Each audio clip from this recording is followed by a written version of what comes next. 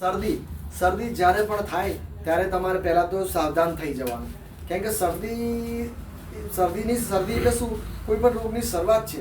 સમય જતાં જતાં પાછળ જતાં તમને ખાંસી થશે, તાવ આવશે, દુખાવો થશે, આ બધા લક્ષણો આવવાના જ છે. એટલે આપણે શું કરીએ કે પહેલા જ દિવસે આપણે શરદી થાય ને ત્યારે સાવધાન થઈ અને એ જ દિવસે આપણે આ જે બહારના જે આપણા શરીરમાં જીવાણુ ઘૂસ્યા છે એનો નાશ કરી નાખીએ. તો એના માટે આપણે શું કરવું જોઈએ? તો પહેલું તો આપણને જો હવે જો હું તમને કહું છું એ તમારે ફક્ત જે લોકો હટ્ટા કટ્ટા છે, જે લોકો ફરે છે, ફરી શકે છે અને એમના શરીર દુબળા પતળા નથી, લોહીની કોઈ ઉણપ નથી, એ લોકો માટે છે. જે પ્રેગ્નન્ટ લેડી હોય, સ્તનપાન કરાવતી હોય એ માટે નથી, અને જે બહુ દુબળા હોય એ લોકો માટે નથી. તો આપણે પહેલાં તો શું કર્યું કે જ્યારે તમને ખબર પડે, ધારો કે આજે દિવસે સવારમાં તમને ખબર પડી કે મારા શરીરમાં કોઈ રોગ આવ્યો છે, કોઈ બી તમારા શરીરમાં વાયરસ જ્યારે અટેક કરે ત્યારે થોડો અણસાર તો તમને આપી જ દે છે. તો કદાચ માથું દુખે, હાથ પગ દુખે, આવું કંઈક દેખાય તો એના માટે આપણને ખબર પડી જાય કે આપણા શરીરમાં કંઈક થયું છે. તો આપણે શું કરવું જોઈએ? તો એ જ વખતે આપણે પહેલાં તો પાણી વધારવું જોઈએ. પછી આપણને બીજું શું ખબર હોવી જોઈએ કે આપણા જે પાચન તંત્ર છે ને એને એકદમ રેસ્ટ આપવો જોઈએ. અને ત્રીજું છે આપણે ઉપવાસ કરવા જોઈએ. કેમ કે આવું કરવાથી ફાયદો શું થાય એ તમને હું બતાવું. પણ ઉપવાસ કઈ રીતે કરવાથી એ બી તમને ખબર હોવી જોઈએ. ધારો કે તમે સાંજે 7 વાગે, કાલે સાંજે તમે 7 વાગે ખાધું, બરાબર છે, જમ્યા, પછી તમે બીજા દિવસે 7 વાગ્યા સુધી જ તમે ફક્ત પાણી જ લઈ શકો, એ રીતનો ઉપવાસ કરો તો તમને વધારે ફાયદો થશે. સવારે બી પાણી, ચા બી નહીં, કોઈ ફ્રૂટ્સ નહીં, આ રીતે ઉપવાસ કરશો તો તમારે દેખી તો તમને ફાયદો દેખાશે. કઈ રીતે થાય છે ફાયદો એ તમને બતાવું. ધારો કે જો તમે 7 વાગે જમવાનું લીધું છે તો સવારના 7 વાગ્યા સુધી તમારું જમવાનું મોસ્ટ ઓફ 12 કલાકમાં બધું પાચન થઈ જતું હોય છે. એટલે આપણા શરીરના જે બધા અંગો છે, આપણે જે કોષ, શરીર આખું કોષોનું બનેલું છે, દરેક અંગોમાં બી કોષોનું જ બનેલું હોય છે. એ કોષો શું છે, આખું એમનું જેમનો કામકાજ કરવાનો સમય જ એટલો બધો આ પાચન તંત્ર શરીરનો જો આપણે ખાઈએ છીએ ને એને પાચન કરવામાં જ જતો રહેતો હોય છે. એટલે એ બીજું કામ નહીં કરી શકતા. હવે જો આપણે 10 કલાક તો પાચનમાં જાય છે, પછી આપણે કશું લેતા નથી તો શું થશે કે એ બધા જે કોષો છે ને એ નબળા પડી જાય છે. નબળા પડી એટલે રેસ્ટ લે છે. હવે એ રેસ્ટમાં શું કરે છે, એ બધા જ કોષો કંઈ ને કઈ જગ્યાએથી જીવવા માટે, એમને તાકાત મેળવવા માટે કંઈક ને કંઈક જગ્યાએથી એમની લેતા હોય છે. તો એના માટે ઘણા કેસો શું કરે કે આપણી જે વધારાની ફેટ હોય એમાંથી શક્તિ મેળવે છે. ઘણા કોષો શું કરે છે કે કોઈ વાયરસ આપણા શરીરમાં બહારથી આવ્યા એને મારવાનું કામ કરે છે. કદાચ એને મારીને એ ખાઈ જાય છે, કાં તો પછી એમને આપણા જે કોષો એવા બનાવી દે છે. એટલે કહે છે કે આ ઉપવાસ કેટલું મહત્ત્વનું છે. પણ એના માટે શું, શરીર તમે ક્યારે આ શક્તિ ક્યારે આપણામાં આવે કે જે આપણે શરીરને જેટલું ખાલી રાખતા શીખીશું તો જ આપણામાં આવે. સાંજે કદાચ કોઈ 7 વાગે ખાધું, કદાચ કોઈ 8 વાગે ખાય, કોઈ 9 વાગે ખાય, એ પ્રમાણે સવારે એનું બનાવી દેવું જોઈએ. તો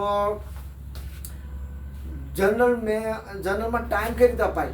તમે ધારો કે 8 વાગે તમારું શરીર એકદમ ખાલી થઈ ગયું, 8 વાગે ખાલી થઈ ગયું, પછી જે તમે સમય આપો છો ને એ તમારા ખાલી પેટ માટે આપો છો. એ વખતે તમારું પેટ એકદમ ખાલી છે. એટલે એ વખતે જે આ બધા આપણા જે નવરા પડેલા કોષો છે ને એમનું કામકાજ ચાલુ કરતા હોય છે. એ વખતે આપણે થોડી કંઈ ને કંઈ આડઅસર જેવું દેખાય. થોડી ધારો કે કદાચ કોઈને ગળું દુખતું હોય તો એ ગળામાં દુખાવો વધે, કોઈને માથું દુખતું હોય તો માથું બી દુખાવો વધે.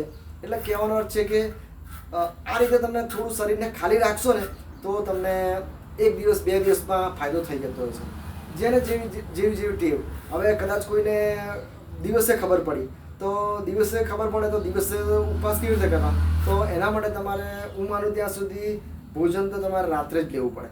કેમ કે દિવસે ભોજન લઈએ આપણે અને રાતનું ખાલી પેટે આપણે ઊંઘ નથી આવતી, તડપવાનું, એના કરતાં રાત્રે 1 દિવસ લેટ કરવાનો.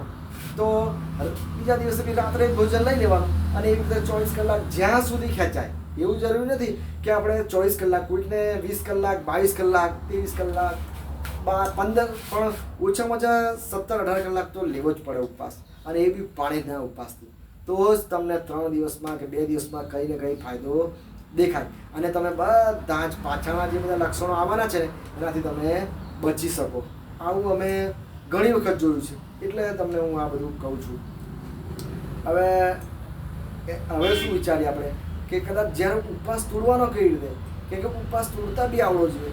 ઉપવાસ તોડવા માટે અડધો કલાક પહેલાં તમારે કોઈ સફરજન છે એવા ફ્રૂટ્સ લેવા પડે, કાં તો પછી કોઈ કાચા સલાડ હોય ને, ગાજર, મૂળા, ટામેટા, એવું બધું લઈ અને પછી તમે અડધો કલાક પછી જ ઉપવાસ તોડો તો તમને અમુક નુકસાન ના થાય. અને જેટલું બને એટલું પાણી પીવું. પાણીમાં થોડી પરિસ્થિતિ સારી હોય તો નારિયેળ પાણી, મોસંબી, નારંગી, લીંબુ પાણી એવું બી લઈ શકો. પરિસ્થિતિ ખરાબ હોય તો તમે ફક્ત પાણી બી ચલાવી શકો છો. હવે આ જ રીતે તમે પહેલા સ્ટેજમાં તમારા શરીરમાં કોઈ બી જીવાણુ આવ્યા હોય એને તમે રોકી શકો છો, અને પાછળના બધા જ જે લક્ષણો આવવાના છે એને પણ રોકી શકો છો. હવે જે લોકો આવું કરી નથી શકતા એ લોકો શું કરે કે કદાચ અમારી પાસે ટ્રીટમેન્ટ માટે આવે તો અમે એને શું કરીએ કે હોમિયોપેથિક ટ્રીટમેન્ટ પહેલા દિવસની શું આપી શકીએ એ વિશે હું થોડું હું જાણું છું. એ રીતે મોટી તમને કહી દઉં. ધારો કે કોઈકને આજે શરદી થઈ છે, આજે પહેલા દિવસે થોડું શરીર ઠંડુ છે, થોડી ઠંડી લાગે છે, તો અમે કેમ્ફોરા આપી શકીએ છીએ. અને કદાચ વરસાદવાળું વાતાવરણ હોય, પોષ પર કહીએ છીએ, વરસાદવાળા વાતાવરણમાં ઘણાને શરદી થતી હોય છે, ઘણાને નાક બંધ થતું હોય છે, તો બિલકુલ નાક બંધ થઈ જાય ઘણાને. પણ એના માટે શું તો અમે ડલકા મારા આપીએ છીએ. પણ ડલકા મારામાં શું યાદ રાખીએ છીએ કે ભેજવાળું વાતાવરણ, વરસાદવાળું વાતાવરણ હોવું જરૂરી છે. કદાચ કોઈ દિવસ ગરમ હોય, રાત ઠંડી હોય તો બી ચાલે. હવે બીજું અમે આર્સેનિક બી વાપરી શકીએ છીએ. તો એમાં શું વિચારીએ છીએ કે નાકમાંથી જે પાણી પડે છે ને એ એકદમ બળતું હોવું જોઈએ. નાકમાંથી પહેલા દિવસમાં નાકમાંથી પાણી બળતું હોય, એનામાં બેચેની આવે, કોઈ જગ્યાએ શાંતિથી બેસી ના શકે, ગમે ત્યાં હર ચલન કરતો રહે, એનામાં એટલું બધું રેસ્ટલેસ આવી જાય છે કે એના ઘરવાળાને બી હેરાન કરી નાખે, તો આર્સેનિક આપી શકતા હોય છે. પછી શું આપણે ઇલિયમ સેફા, નાકમાંથી પાણી આવતું હોય એ બળે છે, આંખોમાંથી પાણી આવે છે એ બળતું નથી, તો અમે ઇલિયમ સેફા. એનાથી વિરુદ્ધ ઇફ્રેસિયામાં કેવું હોય છે કે આ પાણી બળે છે, આ પાણી નહીં બળતું. હવે બધાને ઘણી વખત પહેલા દિવસે એવું બી દેખાતું હોય કે નાક એકદમ બંધ થઈ જાય છે, પાણી એવું નહીં, શ્વાસ જ નહીં લેવાતો રાત્રે, તો એમોનિયમ કાર્બ, લાઇકોપોડિયમ, સંબુગસ, નક્ષવમિકા આ બધા સિમ્ટમ્સ આપી શકાય, આ બધા મેડિસિન આપી શકાય. નક્ષવમિકાનું તો એક મેઇન સિમ્ટમ્સ છે કે દિવસે બહુ પાણી પડે છે અને રાત્રે બિલકુલ બંધ થઈ જાય છે, ઠંડી બી લાગતી હોય જ છે, છતાં બી એ શ્વાસ લેવા માટે બહાર ખુલ્લામાં જવા પ્રયત્ન કરે છે. આવું કોઈને તમને દેખાય તો બી અમે નક્ષવમિકા આપી શકીએ છીએ. હવે બાળકોમાં જનરલી નાક બંધ થઈ જાય તો સંબુકસ ને લાઇકોપોડિયમ આપી શકીએ છીએ અમે. મોટી સ્ત્રીઓમાં જો આવું થાય તો એમોનિયમ કાર્બ આપી શકીએ છીએ. આવી રીતે અમે શરૂઆતના સ્ટેજમાં શરદીના લક્ષણો પ્રમાણે દવા કરતા હોય છે. અને જો થોડી શરદી જૂની થઈ જાય છે, જૂની એટલે થોડી બીજા સ્ટેજમાં આવી જાય, જાડી થઈ જાય અને એને ખેંચવાથી બી પેલા શું કહેવાય ચીપચીપા જેવું લાગે, આમ ખેંચે તો દોરી જેવું લાગે, તો કાલી બીજ, હાઇડ્રાસ્ટેટિસ, પલ્સેટિલા આ બધા લક્ષણો હવે એ પ્રમાણે શરદીના લક્ષણો પ્રમાણે આપી શકતા હોય છે. હવે શરદી માટે બીજું શું છે કે જેમ જેમ થોડી આગળ વધે એમ શરૂઆતના સ્ટેજમાં શું કરતા હોય છે, માથું દુખે, ઠંડી લાગે એવું કંઈક થતું હોય છે તો અમે જેલ્સેમિયમ આપી શકીએ છીએ. હવે આમ તો પાછળ જઈએ તો બહુ જ લાંબુ થઈ જાય છે, પણ હવે આપણે એવું વિચારીએ કે પાછળના સિમ્ટમ્સ માટે નવું કોઈ લેક્ચર લઈશું, કેમ કે બધું એક લેક્ચરમાં સમાવે એવું નથી. તો આપણે એવું કરીએ કે શરદીને જે પહેલા દિવસના જે લક્ષણો છે એ પ્રમાણે ટ્રીટમેન્ટ આપણે અહીંયા આપી દીધી છે. આ રીતે કરતા હોય છે, આ રીતના લક્ષણો. પાછળના જે સિમ્ટમ્સ હોય છે, તાવ, માથું દુખાવો, એ માટે અલગ સિમ્ટમ્સ આવે, અલગ દવા આવે છે. તો આમ તો ટ્રીટમેન્ટમાં કેવું હોય છે કે જે શરીરનું બંધારણ અને વિશિષ્ટ લક્ષણો પ્રમાણે ટ્રીટમેન્ટ અમે કરતા હોઈએ છીએ. ધારો કે તમને દર્દીઓને આ બધું ખબર હોય તો વધારે સારું રહે. કોઈ ઘરમાં વિશિષ્ટ લક્ષણો અને કોન્સ્ટિટ્યુશનલ ટ્રીટમેન્ટ એટલે કઈ રીતે, એક અમારી મેડિસિન છે પલ્સેટિલા. હવે એમાં એવું હોય છે કે પલ્સેટિલાનું બંધારણ કેવું હોય છે કે એકદમ શાંત હોય છે, ગોળું હોય છે, એને કોઈ ગુસ્સો ના કરે, કશું બી કો સહન કરી લે, કંઈ બી કો માની લે અને વાતમાં રડવા માંડે. હવે આવું બંધારણ કોનામાં દેખાય? જનરલી સ્ત્રીઓમાં દેખાય કે બાળકોમાં દેખાય. હવે આવા બંધારણવાળું કોઈ બી વ્યક્તિ અમારા ક્લિનિકમાં આવે તો અમે આ મેડિસિન આપતા હોય છે હાયર પોટેન્સીમાં. પછી કદાચ સ્ત્રીઓ બાળકોમાં બી ચાલે. હવે જુવાન વયની સ્ત્રીઓ છોકરીઓ હોય છે, એમાં માસિક આવવા વખતે બી ઘણા લક્ષણો, માસિક આવે એ જ વખતથી ઘણા લક્ષણો ચાલુ થાય છે. ખીલ છે, આવે તો ઘણા લક્ષણો હોય છે. પછી ધારો કે કદાચ માસિક લેટ આવે છે અને ઓછું આવે છે તો એના લીધે બી ઘણા લક્ષણો આવે છે. માથું દુખવું, પેટમાં દુખવું, એલર્જી થવી. એટલે આ પ્રમાણે અમે સિમ્ટમ્સ પ્રમાણે મેડિસિન આપતા હોય છે. પલ્સેટિનામાં તો બીજું શું હોય છે કે સાંજે ઘણા લોકોને ઠંડી લાગીને તાવ આવતો હોય છે, શરીરમાં દુખાવો થતો હોય છે, ઠંડી બી લાગતી હોય છે, દુખાવો બી થતો હોય છે અને એ દર્દી શું કહે છે કે મારે બહાર ખુલ્લામાં જવું છે. આ કેવું વિશિષ્ટ લક્ષણ થયું. ઠંડી લાગે છે છતાં બી બહાર જવું છે એને, તો આ વિશિષ્ટ લક્ષણ થઈ ગયું. વિશિષ્ટ લક્ષણમાં બીજું એવું હોય છે કે એક સાઈડ લક્ષણ હોય. ધારો કે કોઈ બી એક સાઈડ લક્ષણ, એક બાજુ તાવ, એક બાજુ